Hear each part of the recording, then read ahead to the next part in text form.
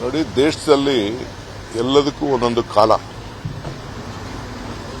So ಕಾಲ ಘಟ್ಟಕದಲ್ಲಿ ಈ ದೇಶದಲ್ಲಿ ಜನ ಎನ್ಡಿಎಗೆ ಒಂದು ದೊಡ್ಡ ಅವಕಾಶ ಕೊಟ್ಟಿದ್ದಾರೆ.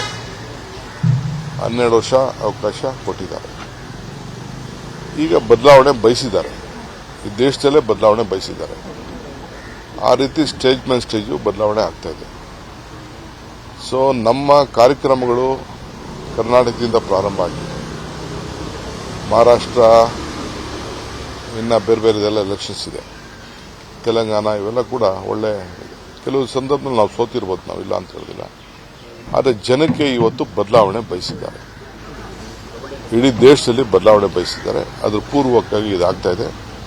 ನಾನು ದೇಶದ ಎಲ್ಲ ಮತದಾರರಿಗೆ ಈ ಸಂದರ್ಭದಲ್ಲಿ ಅಭಿನಂದಿಸ್ತೇವೆ.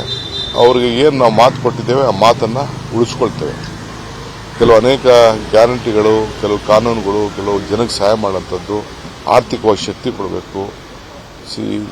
ದೇಶದಲ್ಲಿ ಭಾವನೆ ಬೇಡ, ಬದುಕು ನೋಡಿ ಅಂತ ಹೇಳಿದ್ದೇವೆ. ಅದಕ್ಕೆಲ್ಲ ಕೂಡ ಮಾತನ್ನು ಉಳಿಸಿಕೊಳ್ಳುವಂಥ ಕೆಲಸ ಕಾಂಗ್ರೆಸ್ ಪಕ್ಷ ಮಾಡ್ತದೆ. ಎಲ್ಲ ರಾಜ್ಯಗಳ ಚುನಾವಣೆಗಳು ಏನಿದೆ ಮಹಾರಾಷ್ಟ್ರದಲ್ಲಿ ದಿಕ್ಸೂಚಿನ ಸರ್ ಇದೆ. ನಾನು ದಿಕ್ಸೂಚಿ ಅಂತ ಅಲ್ಲ, ಜನರ ಭಾವನೆನೇ ಈ ರೀತಿಯಾಗಿದೆ. ದಿಕ್ಕೇನು ನೋಡಬೇಕಾದಿಲ್ಲ. ಮೇಲ್ಗಡೆ ಬೆಳಕು ಕಾಣ್ತಾ ಇದೆ, ಎಲ್ಲ ಕಡೆ ಬೆಳಕು ಕಾಣ್ತಾ ಇದೆ, ಬದಲಾವಣೆಯ ಬೆಳಕು ಕಾಣ್ತಾ ಇದೆ.